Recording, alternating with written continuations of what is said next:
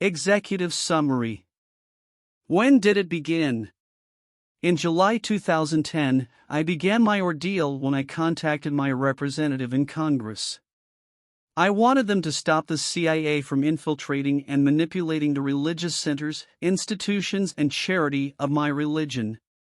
The CIA had a network of covert agents who occupied key roles in these organizations, including leadership and clergy positions. In other words, they used a network of covert agents who assumed critical roles in these organizations, such as directors, managers, leaders, and ministers.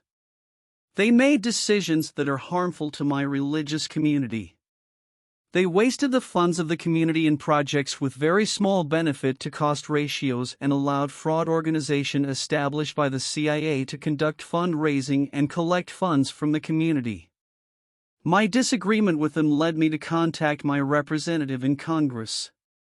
I was simply asking to respect the law that forbids government entities from interfering and dominating religious establishments.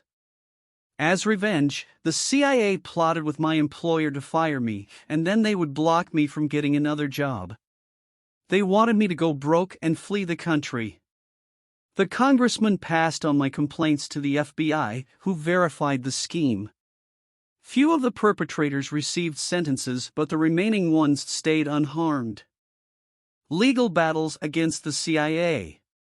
In May 2012, I sued the CIA for the infliction of emotional distress, which is a valid cause of action in California under the Federal Tort Claims Act.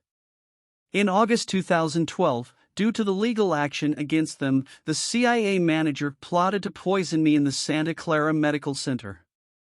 I escaped death by a fluke. The FBI probed the plot and the manager was convicted and locked up, and the court confiscated all his assets and properties. In total, I filed 4 legal actions against the CIA in May 2012, March 2013, December 2017, and September 2019. All of these cases were ultimately dismissed. Unable to secure legal representation brave enough to face the CIA's infinite resources, I had to advocate for myself against the CIA. Additionally, the CIA exerted their influence over the judges and the United States Attorney, who were vulnerable to their pressure and infiltration. They convinced them that I was not sincere in my quest, but only motivated by greed. By exploiting their access and authority, the CIA swayed the judges into believing that my pursuit was driven by desire to financial gain rather than a genuine quest for justice. Until today, I could never understand how enduring being a target of both a CIA and employer conspiracy to unjustly terminate my employment, enduring career sabotage, surviving an attempt on my life, tampering with my medication, and enduring a continuous barrage of nefarious tormenting acts by the CIA did not qualify me for relief. These experiences shattered my faith in the fairness of the American justice system. CIA's relentless, tormenting, harassing, and abusive actions. I have been suffering from the CIA's tormenting actions since 2010.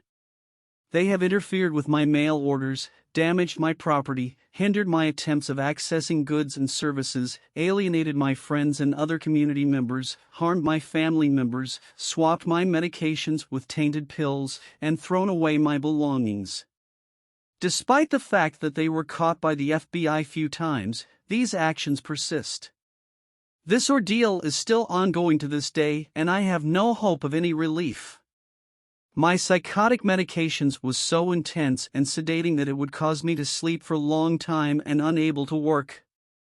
In order to conceal my illness, the CIA introduced amphetamines and PCP drugs through my medications, foods, and drinks to keep me awake and energetic.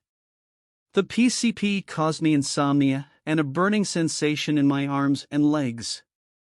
It interfered with my psychotic medications and worsened my depression, paranoia, anxiety, and panic attacks. The CIA is still hindering my ability to obtain employment.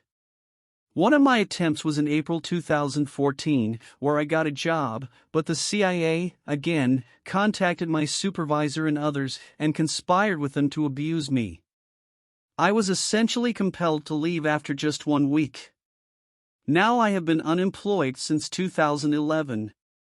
Who would hire a person that suffers from mental disability and has not been working for the past 12 years? In this way, the CIA sabotaged my employments and career, using me as a human subject. In 2016, the CIA initiated a program involving me as a human subject.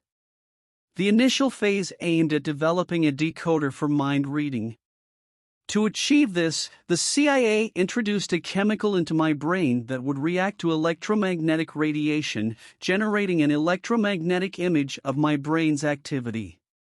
This chemical's role is akin to the contrast agent utilized in MRI scans, which patients consume prior to the procedure. The CIA initially administered the contrast chemical while I slept, prompting me to establish a secure room in the attic where I could lock myself in before sleeping to protect myself during sleep. I also sought refuge in various locations like the backyard shed and the basement, which I still inhabit. Because of this, the CIA needed alternative means to administer the contrast chemical. They employed methods such as collaborating with my dentists, integrating the chemical into flu shots, anesthesia shots, and other vaccinations. The agency went to great lengths, coordinating with my healthcare providers, dentists, and pharmacists who administered the injections, ensuring a tainted dose containing the contrast chemical. Unfortunately, the CIA abused its authority, leveraging connections with my physicians, service providers, relatives, friends, and society members. Through persuasion, intimidation, or coercion, the agency manipulated many individuals into cooperating, subjecting me to torment acts and guaranteeing the administration of the contrast chemical. Advancing to mind control. Following the successful development of the mind-reading decoder, the project advanced to its second phase, direct brain control. The initial instance of this mind control came to my attention in 2019. During my periods of sleep, I found myself under external influence, capable of relocating objects from the securely locked basement to the living room. These actions were orchestrated by the CIA to serve as deliberate indicators aimed at revealing the extent of their control over my mind during my unconscious state. In response to these orchestrated events, I took action to hinder my own movement out of the basement. The process began with the placement of 2 obstacles, and as the CIA left subtle indications, I augmented the barriers to a total of 5. With continued suggestions from the CIA, I persisted in raising the obstacle count until it ultimately reached 10. I brought up this perplexing situation with my psychiatrist, expressing the impossibility of surmounting these obstacles while seemingly asleep. In response, he conveyed that I was, in fact, fully awake and cognizant of my surroundings during these episodes, despite my lack of recollection upon awakening. Current state.